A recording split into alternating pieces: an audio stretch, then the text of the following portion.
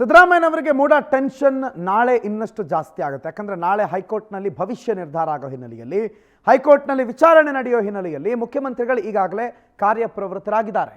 ಈಗಾಗಲೇ 10 ದಿನಗಳ ಕಾಲ ರಿಲೀಫನ್ನು ಮುಖ್ಯಮಂತ್ರಿಗಳು ಅನುಭವಿಸಿದ್ರು. ಆದರೆ ನಾಳೆ ಪ್ರಾಸಿಕ್ಯೂಷನ್ ಕೊಟ್ಟಿರುವ ರಾಜ್ಯಪಾಲರ ನಡೆ ಸರಿಯೋ ತಪ್ಪೋ ಅನ್ನೋದ್ರ ಬಗ್ಗೆ ಹೈಕೋರ್ಟ್ನಲ್ಲೇ ನಿರ್ಧಾರ ಹೊರಗಡೆ ಬರುತ್ತೆ. ಪ್ರಾಸಿಕ್ಯೂಷನ್ ಭವಿಷ್ಯದ ಬಗ್ಗೆ ಇತ್ಯರ್ಥ ಆಗುತ್ತೆ. ಹಾಗಾಗಿ ಇವತ್ತೇ ಮುಖ್ಯಮಂತ್ರಿಗಳು ಅಲರ್ಟ್ ಆಗಿದ್ದಾರೆ. ಕಾನೂನು ತಜ್ಞರ ಜೊತೆಗೆ ಸಭೆ ನಡೆಸ್ತಿದ್ದಾರೆ. ಪ್ಲಾನ್ ಎ ಮತ್ತು ಪ್ಲಾನ್ ಬಿ, ಒಂದು ವೇಳೆ ಪ್ರಾಸಿಕ್ಯೂಷನ್ ಕೊಟ್ಟಿರೋದು ಸರಿ, ಲೆಟ್ಸ್ ಗೋ ಅಹೆಡ್ ಅಂತಂದರೆ ಏನು, ಅಥವಾ ಪ್ರಾಸಿಕ್ಯೂಷನ್ ಕೊಟ್ಟಿರೋ ಅನುಮತಿನೇ ಸರಿಯಲ್ಲ ಅಂತಂದರೆ ವಾಟ್ ನೆಕ್ಸ್ಟ್ ಅನ್ನುವ ಮುಖ್ಯಮಂತ್ರಿಗಳ ಮೇಲೆ ತೂಗುಗತ್ತಿ ಸವಾಲುಗಳಂತೂ ಸಿಕ್ಕಾಪಟ್ಟೆ ಇದೆ. ಯಾಕಂದರೆ ಒಂದು ವೇಳೆ ತನಿಖೆಗೆ ಅನುಮತಿ ಕಂಟಿನ್ಯೂ ಆಯಿತು ಅಂತಂದರೆ ತನಿಖಾ ಸಂಸ್ಥೆಗಳಲ್ಲಿ FIR ಆಗುತ್ತೆ. ಆಗ ನೈತಿಕ ಹೊಣೆ ಹೊತ್ತು ಮುಖ್ಯಮಂತ್ರಿಗಳು ರಾಜೀನಾಮೆ ಕೊಡಲೇಬೇಕಾದಂಥ ಪ್ರಸಂಗ ಎದುರಾಗುತ್ತೆ. ರಾಜೀನಾಮೆ ಕೊಟ್ಟರೆ ಕಾಂಗ್ರೆಸ್ ವಿರುದ್ಧ ವಿಪಕ್ಷಗಳು ಅತಿ ದೊಡ್ಡ ಹೋರಾಟ ಮಾಡ್ತವೆ. ಅಪ್ಕಮಿಂಗ್ 4 ರಾಜ್ಯಗಳ ಚುನಾವಣೆ ಇದೆ. ಆ 4 ರಾಜ್ಯಗಳ ಚುನಾವಣೆಯಲ್ಲಿ BJP ಪ್ರಮುಖವಾಗಿ ಹೇಳುವಂಥ ಅಂಶ ಏನು ಅಂತಂದರೆ, ನೋಡಿ ಅಲ್ಲಿ ಕರ್ನಾಟಕದ ಮುಖ್ಯಮಂತ್ರಿಗಳು ಕಾಂಗ್ರೆಸ್ ಸರ್ಕಾರ ರಾಜೀನಾಮೆ ಕೊಟ್ಟರು ಹಗರಣ ಮಾಡಿಕೊಂಡು ಅಂತ. ಹಾಗಾಗಿ ರಾಜೀನಾಮೆಯಿಂದ ತಪ್ಪಿಸಿಕೊಳ್ಬೇಕು ಅಂತಂದರೆ ಈ ಹೈಕೋರ್ಟ್ನಿಂದ ಬರುವ ಏನು ಆದೇಶ ಇದೆ ಅದು ಮುಖ್ಯಮಂತ್ರಿಗಳ ಫೇವರ್ ಆಗಿ ಇರಬೇಕು. ದೀಪಾ ಈ ಬಗ್ಗೆ ಹೆಚ್ಚಿನ ಮಾಹಿತಿ ಕೊಡ್ತಾರೆ. ದೀಪಾ, ಮುಖ್ಯಮಂತ್ರಿಗಳ ವಿರುದ್ಧ ಆದೇಶ ಬಂದರೆ ಏನು, ಮುಖ್ಯಮಂತ್ರಿಗಳ ಪರ ಆದೇಶ ಬಂದರೆ ಏನು, ಯಾವುದು ರಾಜಕೀಯ ಲೆಕ್ಕಾಚಾರ ಏನೇನಿದೆ ದೀಪಾ? ಪ್ರಣುತ್, ನಿಜ, ಎಲ್ಲವೂ ಕೂಡ ನಾಳೆ ನಿರ್ಧಾರ ಆಗುವಂತಹ ಸಾಧ್ಯತೆಗಳಿದೆ. ನಾಳೆ ವಾದ ಪ್ರತಿವಾದಗಳು ಕೂಡ ಮುಂದುವರಿಯುತ್ತೆ. ಕೋರ್ಟ್ ಕೊಟ್ಟಂತಹ ಸಮಯ ನಾಳೆ ಇರುವಂತಹದ್ದು.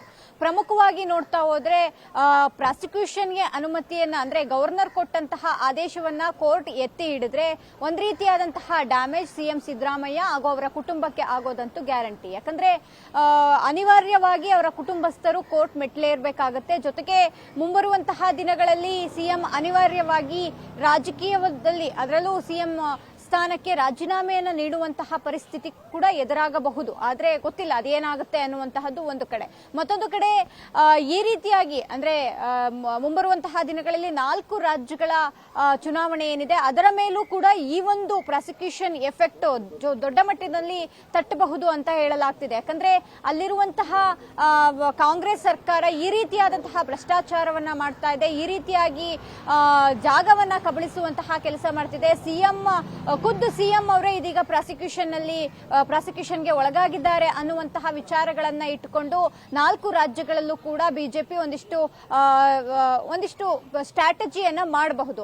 ಇನ್ ಕೇಸ್ ಏನಾದ್ರೂ ಪ್ರಾಸಿಕ್ಯೂಷನ್ಗೆ ಅನುಮತಿ ಕೊಡದೆ ಕೋರ್ಟ್ ಅದನ್ನ ತಡೆ ನೀಡಿದ್ರೆ CM ಸಿದ್ದರಾಮಯ್ಯಗೆ ಮತ್ತಷ್ಟು ಬಲ ತುಂಬಿದಂತೆ ಅಂದ್ರೆ ತಪ್ಪಾಗ್ಲಿಕ್ಕಿಲ್ಲ. ಯಾಕಂದ್ರೆ ಯಾವುದೇ ಕಾರಣಕ್ಕೂ ರಾಜೀನಾಮೆಯ ಪ್ರಸಂಗ ಬರೋದಿಲ್ಲ, CM ಸಿದ್ದರಾಮಯ್ಯ ಮುಂದುವರಿತಾರೆ ಅನ್ನುವಂತಹದ್ದು ಸ್ಪಷ್ಟವಾಗಿ ಹೇಳುವಂತಹ ಒಂದಿಷ್ಟು ಕೆಲಸ ಕೂಡ ಅಲ್ಲಿ ಆಗುತ್ತೆ. ಜೊತೆಗೆ ಒಂದಿಷ್ಟು CM ರೇಸ್ ನಲ್ಲಿ ಇರುವಂತವ್ರಿಗೂ ಕೂಡ ಒಂದು ಸ್ಪಷ್ಟ ಸಂದೇಶ ಹೋಗುತ್ತೆ. ಹಾಗಾಗಿ ಒಂದ್ ರೀತಿಯಲ್ಲಿ ನೋಡ್ತಾ ಹೋದ್ರೆ ಇಲ್ಲಿ ಪ್ಲಸ್ ಮೈನಸ್ ಎರಡೂ ಕೂಡ ಇದೆ. ಆದ್ರೆ ಬಹುತೇಕವಾಗಿ ನಾಳೆ ನಡೆಯುವಂತಹ ವಾದ ಪ್ರತಿವಾದ ಅರ್ಜಿ ವಿಚಾರಣೆ ಏನಿದೆ ಅಲ್ಲಿ ಎಲ್ಲವೂ ಕೂಡ ಸ್ಪಷ್ಟ ಆಗಲಿದೆ. ಆದ್ರೆ ಪ್ರಾಸಿಕ್ಯೂಷನ್ಗೆ ಬಹುತೇಕ ಅನುಮತಿ ನೀಡಿದ್ರೆ CMಗೆ ಸಂಕಷ್ಟ ತಪ್ಪಿದ್ದಲ್ಲ ಅಂತಾನೂ ಕೂಡ ಹೇಳಬಹುದು. ಪ್ರಣುತ್, ಥ್ಯಾಂಕ್ ಯು ದೀಪಾ ಮಾಹಿತಿಗೆ.